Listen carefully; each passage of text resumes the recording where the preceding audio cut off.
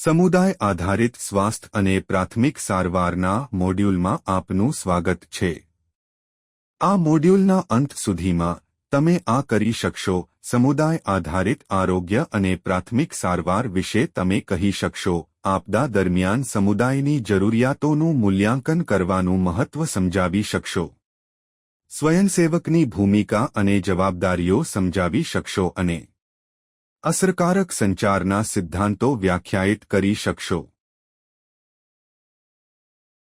જેમ તમે જોઈ શકો છો, શહેરમાં એક મજબૂત ભૂકંપ આવ્યો છે, જેના કારણે અનેક ઇમારતો ધરાશાયી થઈ અને અનેક લોકોને ઈજાઓ પહોંચે છે। ઈજાગ્રસ્ત લોકોને પ્રાથમિક સારવાર આપવી એટલી જરૂરી છે જેટલી કે આપદા પીડિતોની શોધ કરવી। કટોકટીની પરિસ્થિતિઓ માટે સારી રીતે પ્રશિક્ષિત સ્વયંસેવકો પ્રદાન કરવાનું કામ સમુદાય આધારિત સ્વાસ્થ્ય અને પ્રાથમિક સારવાર અથવા CBHFAનું છે। અમને સમુદાય આધારિત સ્વાસ્થ્ય અને પ્રાથમિક સારવાર અથવા CBHFA વિશે વિગતવાર જણાવીએ। સમુદાય આધારિત સ્વાસ્થ્ય અને પ્રાથમિક સારવાર અથવા CBHFAના સ્વયંસેવકોએ ભૂકંપથી પ્રભાવિત લોકોને મદદ કરવા માટે સામાન્ય મેડિકલ કેમ્પની સ્થાપના કરવી।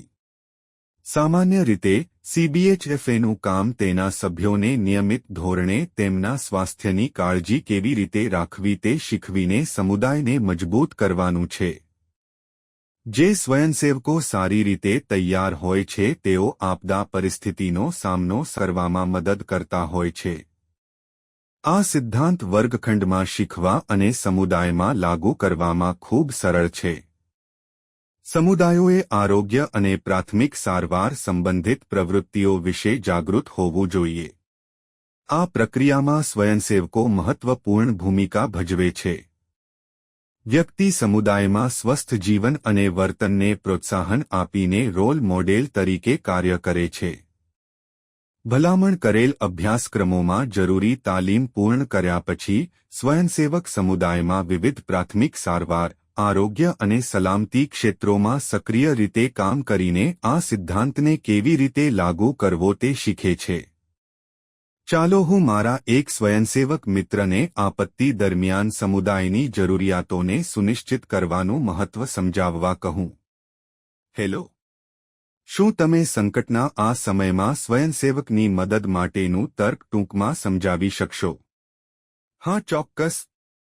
સ્વયંસેવકોએ સામુદાયિક સ્વાસ્થ્ય, પ્રાથમિક સારવાર અને સલામતી મૂલ્યાંકન કૌશલ્યો વિશે શીખવું જોઈએ। સમુદાયનું મૂલ્યાંકન કરીને તેઓ સમુદાયની પ્રાથમિકતાઓ નક્કી કરવામાં સક્ષમ છે। પછી તે સમુદાયના સભ્યોને કોઈપણ આપત્તિની અસરને ઘટાડવા માટે જરૂરી પ્રાથમિક સારવાર અને તબીબી જ્ઞાન મેળવવામાં મદદ કરશે। વધુમાં, આ કટોકટીની પરિસ્થિતિઓમાં સ્વયંસેવકોએ NGO સાથે મળીને કાર્ય કરવું જોઈએ જે યોજના બનાવવા અને સુરક્ષા માટે જરૂરી છે। આ ઉપયોગી માહિતી આપવા બદલ આભાર। ચાલો NGO વિશે જાણીએ। દરેક દેશની સરકાર બિનસરકારી સંસ્થાઓ અથવા NGOને સ્વૈચ્છિક નાગરિક સમાજ સંસ્થાઓ તરીકે માન્યતા આપે છે।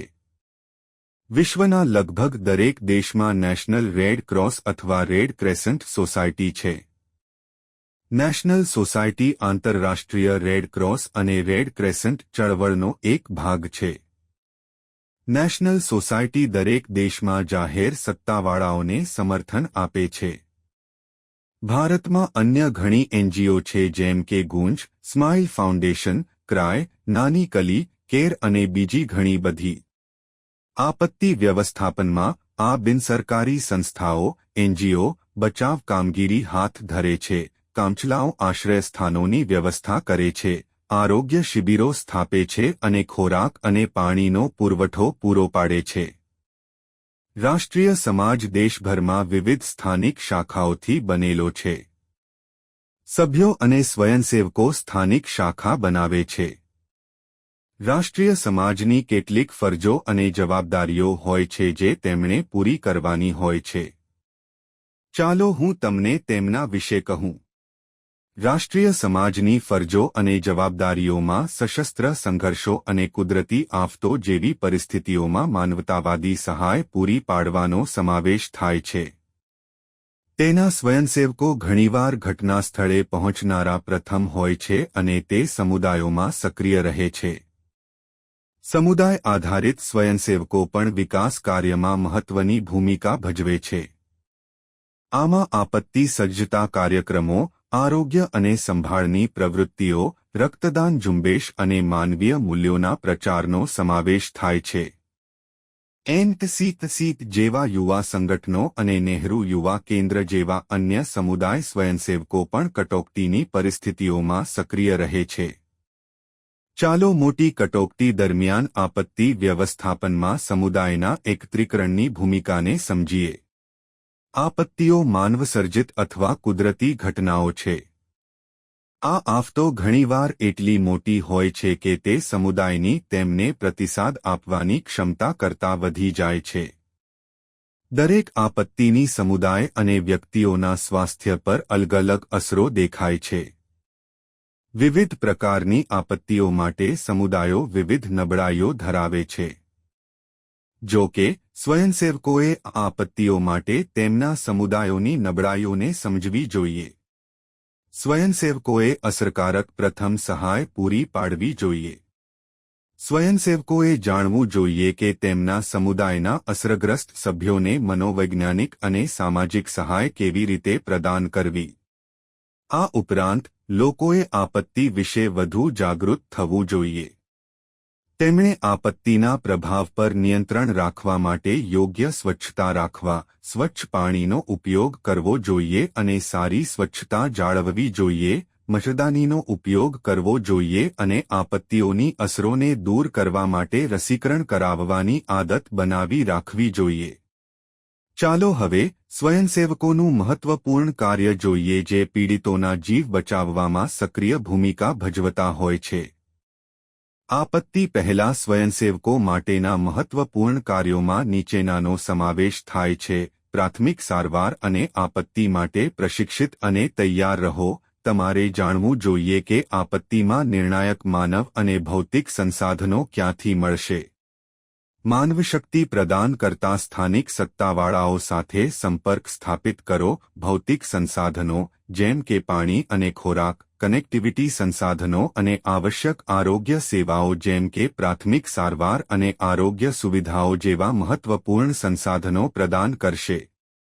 આપત્તિ દરમિયાન સ્વયંસેવકોએ ભાવનાત્મક અને મનોવૈજ્ઞાનિક સમર્થન પ્રદાન કરો અને આરોગ્ય અધિકારીઓને મદદ કરો. વધુ વિશિષ્ટ સ્વયંસેવકો અથવા આરોગ્ય વ્યાવસાયિકોની સૂચનાઓ અનુસાર ઘાયલોને જરૂરી પ્રાથમિક સારવાર આપો. ઇજાગ્રસ્ત લોકોને નજીકના આરોગ્ય કેન્દ્રો સુધી સલામત પરિવહનની વ્યવસ્થા કરવામાં મદદ કરો. કોઈપણ મોટી ઘટના સમયે તબીબી ટીમોને સપોર્ટ કરો. મૃતકોને દફનાવવામાં મદદ કરો.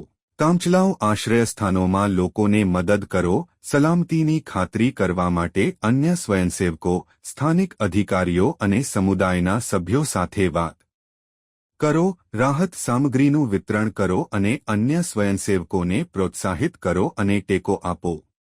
આપત્તિ પછી પણ સ્વયંસેવકો પાસે ઘણા મહત્વપૂર્ણ કાર્યો છે જેમ કે મૂળભૂત આરોગ્ય સંભાળ અને પ્રાથમિક સારવારમાં મદદ કરતા રહો. ભાવનાત્મક અને મનોવૈજ્ઞાનિક સમર્થન આપતા રહો. ઘરના જૂથો અને સમુદાયના સભ્યોને રોગ નિવારણ અને આરોગ્ય શિક્ષણ અંગે સલાહ આપવી, જેમાં નીચેનાનો સમાવેશ થાય છે: તાવ, ન્યુમોનિયા અને તીવ્ર શ્વસન ચેપ, ઝાડા અને નિર્જલીકરણ, કુપોષણ અને અન્ય સમુદાય આરોગ્ય સમસ્યાઓ પણ ઊભી થાય છે. ચાલો જાહેર આરોગ્ય કટોકટી અને રોગચાળા માટે સ્વયંસેવક પ્રતિભાવો વિશે જાણીએ. 6 પ્રકારના રોગો સામાન્ય રીતે રોગચાળાનું કારણ બને છે, જેમ કે અતિસાર સંબંધિત રોગો જેમ કે કોલેરા, સાલ્મોનેલા, ઈ. કોલી અને ક્રિપ્ટોસ્પોરિડિયમ જેવી ડાયારિયાથી સંબંધિત બીમારીઓ. શ્વસન ચેપ જેમ કે ક્ષય રોગ, રસીઓ દ્વારા રોકી શકાય તેવા રોગોમાં પોલિયો, પીળો તાવ, ઓરી, રોટાવાયરસ અને મેનિન્જાઇટિસનો સમાવેશ થાય છે. મેલેરિયા અને ડેન્ગ્યુ જેવા વાહકો દ્વારા ફેલાતા રોગો, ઇબોલા અને મારબર્ગ જેવા અત્યંત ચેપી અને જીવલેણ રોગો જેવા કે મહામારી જેવા ઇન્ફ્લુએન્ઝા, એવિયન ઇન્ફ્લુએન્ઝા, SARS-CoV-19 જેવી નવી બીમારીઓ. તેથી કોઈપણ રોગચાળામાં સ્વયંસેવકોનું કાર્ય ખૂબ જ મહત્વપૂર્ણ છે. એક સ્વયંસેવક જોઈએ કે તે રોગને કેવી રીતે અટકાવવો તે વિશે સમુદાયના સભ્યોને શિક્ષિત કરતા, સમુદાયના સભ્યોને રોગોના લક્ષણો કેવી રીતે ઓળખવા તે શીખવાડો, સમુદાયના બીમાર સભ્યોને આરોગ્ય સુવિધાઓમાં મોકલો, આરોગ્ય અધિકારીઓને આ રોગચાળાનો સામનો કરવામાં મદદ કરો, રોગચાળાને નિયંત્રિત કરવા માટે રોગચાળાનું મૂલ્યાંકન અને સર્વેક્ષણ કેવી રીતે કરવું તેની તાલીમ મેળવો.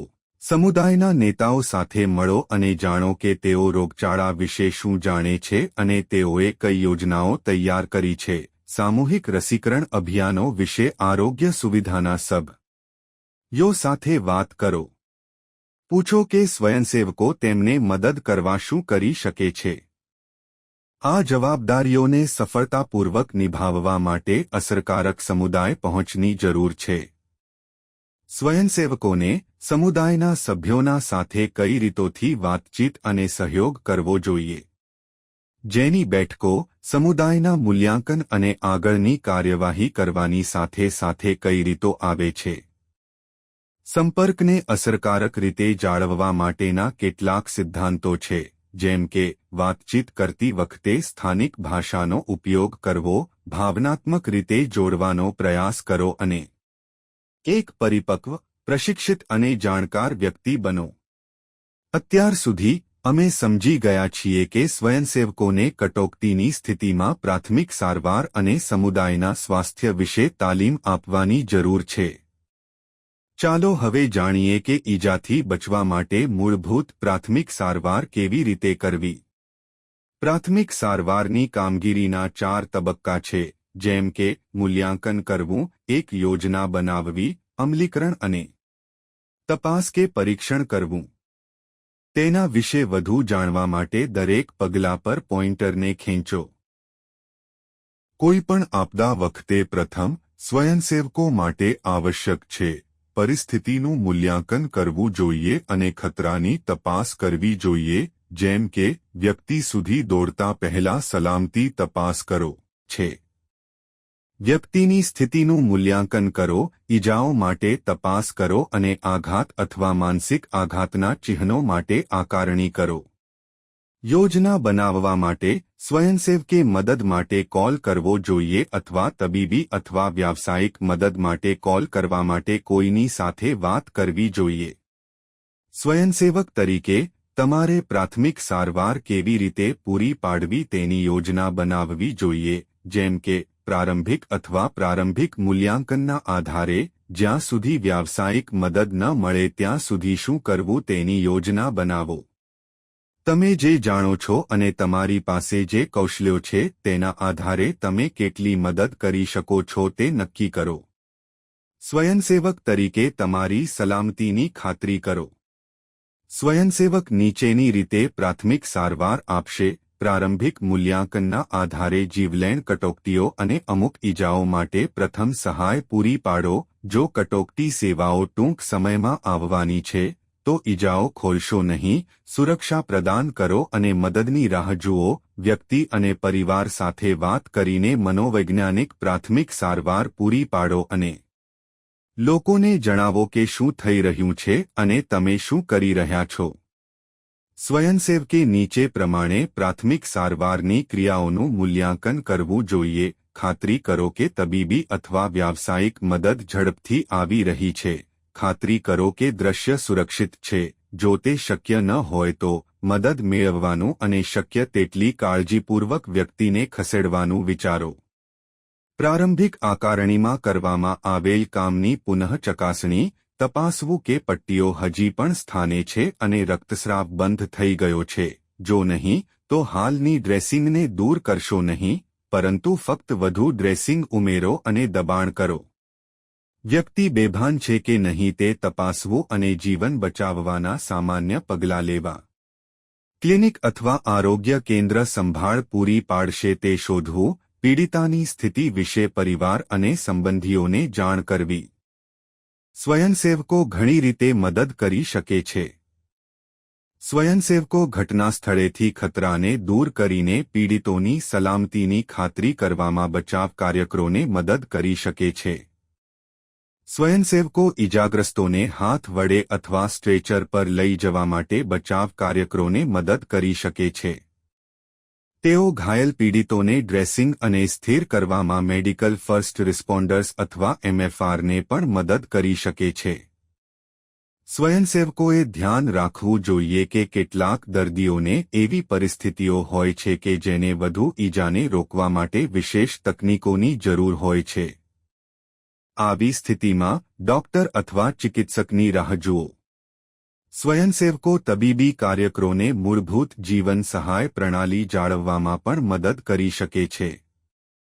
આ સાથે અમે આ મોડ્યુલના અંત સુધી પહોંચી ગયા છીએ. ચાલો હવે આ મોડ્યુલમાં ચર્ચા કરાયેલા મુખ્ય મુદ્દાઓને ટૂંકમાં જોઈએ.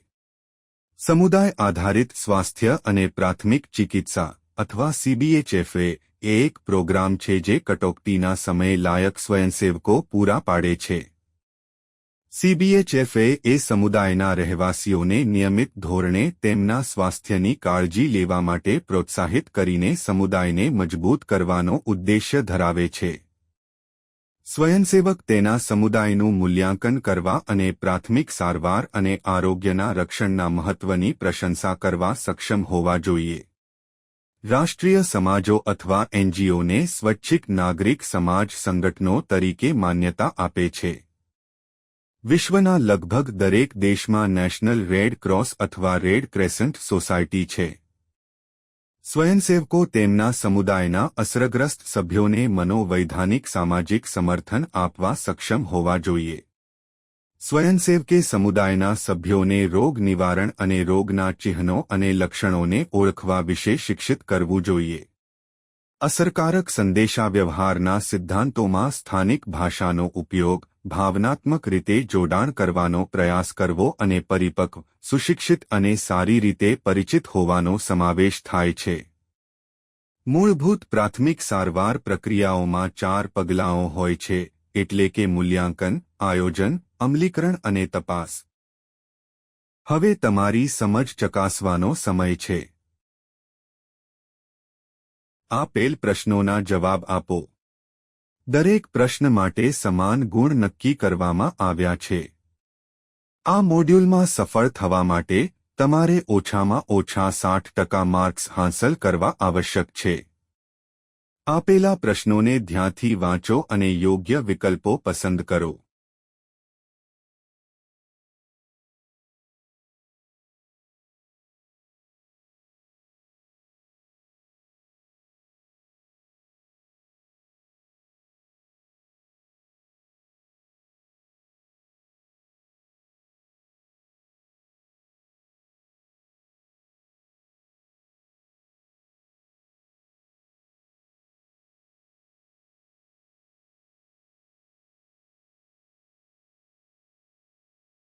અભિનંદન! તમે સમુદાય આધારિત સ્વાસ્થ્ય અને પ્રાથમિક સારવાર પરનું આ મોડ્યુલ તમે સફળતાપૂર્વક પાર કર્યું છે. હવે તમે પાછા જઈ શકો છો અને એવી કોઈ પણ વસ્તુની તપાસ કરી શકો છો જેના વિશે તમે ચોક્કસ નથી.